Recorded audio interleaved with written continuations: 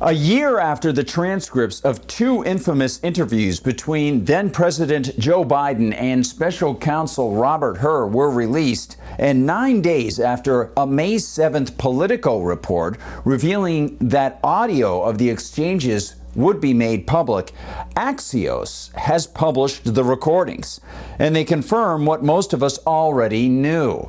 Biden was and is suffering from major cognitive impairment.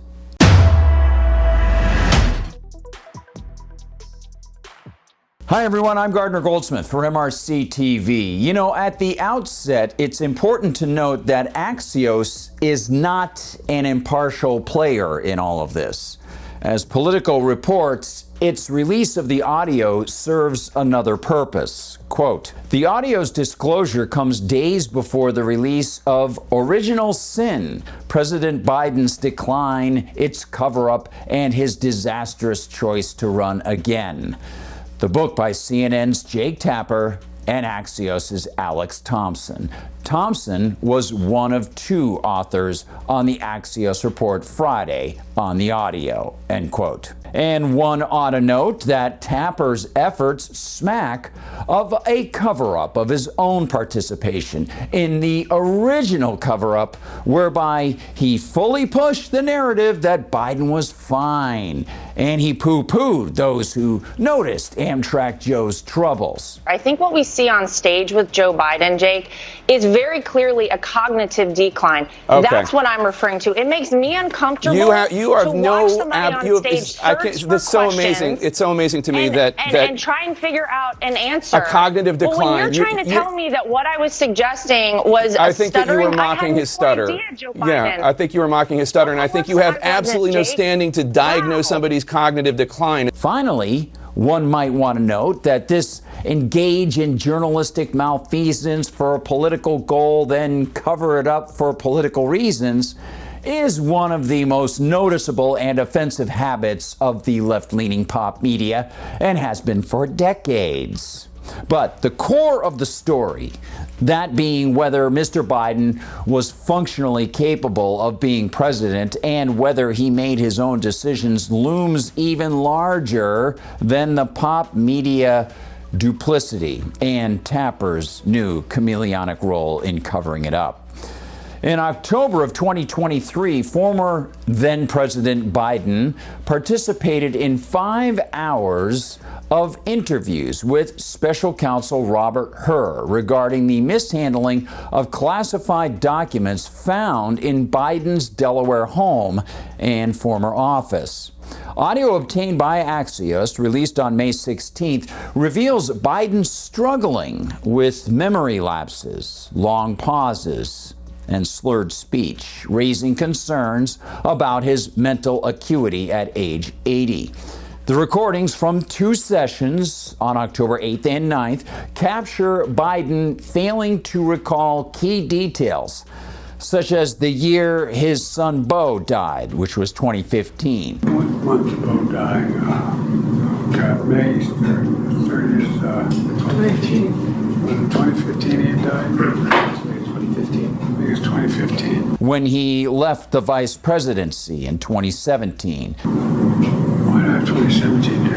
That's when you left office, January of 2017. Okay. And Donald Trump's election, 2016. And Trump gets elected in November of 2017? 2016.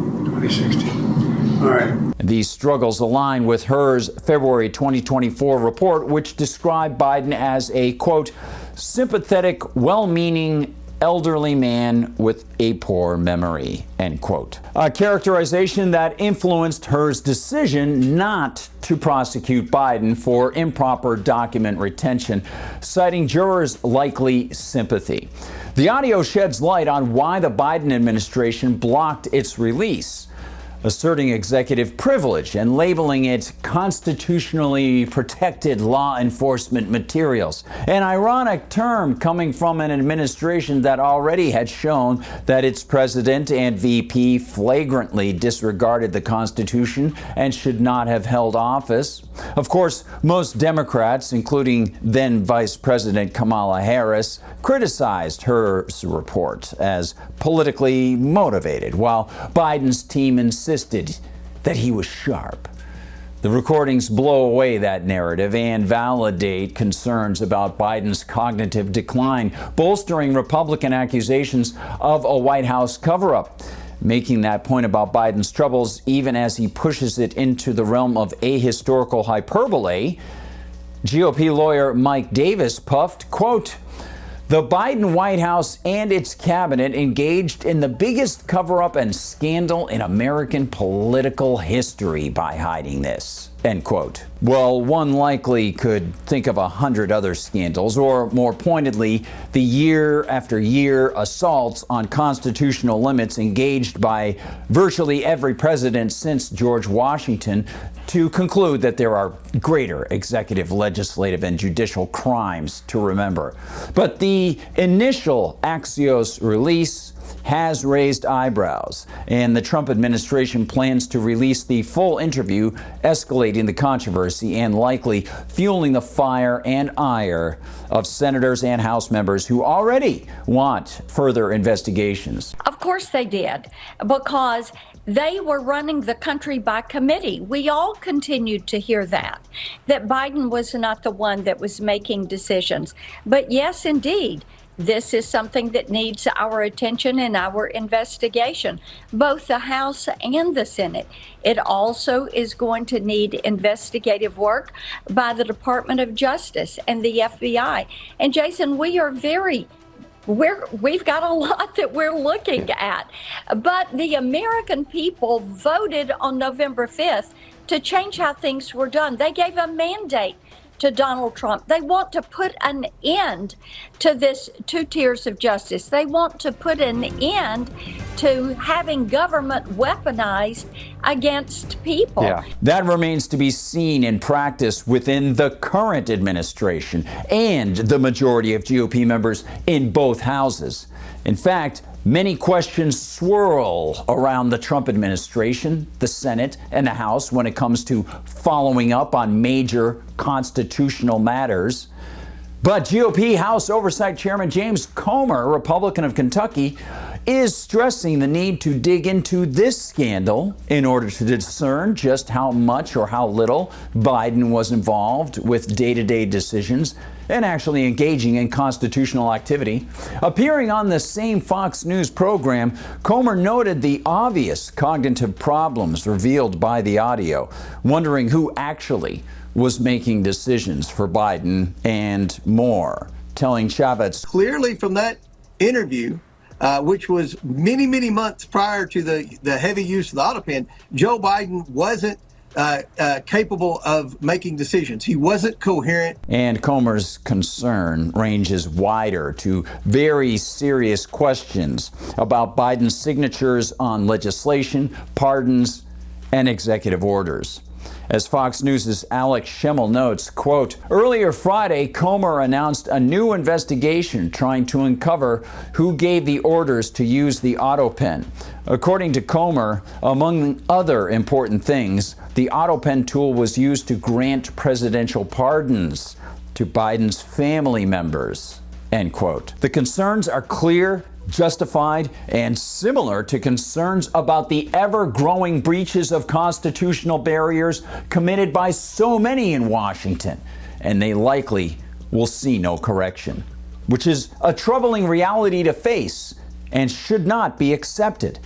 The fact that most unconstitutional and unethical activity in D.C. never stops, never is rectified, and instead becomes part of a ceaseless political hum, a constant, ever louder drone, well, that casts a shadow over all these questions about Biden's cognition.